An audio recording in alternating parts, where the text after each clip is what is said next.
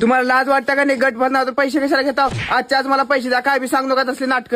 साहेब मी तुमच्या पाया पडते हो, असं गर्दा करून आमची इज्जत घालू नका. हे येतच असतील पैसे घेऊन. हे का तुमचा नवरा पैसे आणते दारू पिऊन आले? गट भरायला पैसे आणायला तू कुठं आहे तर?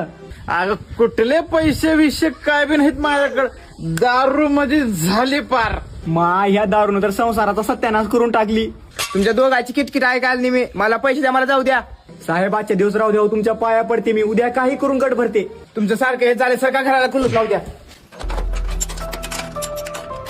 आता गट कसं बनता बघतो.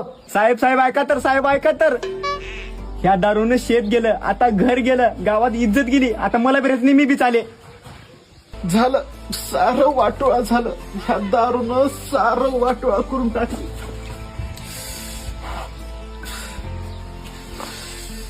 पक्का सोडा म्हणाला पण काही दारू सुटच ना गेले. अरे भाऊ का झालं, असं का करलास?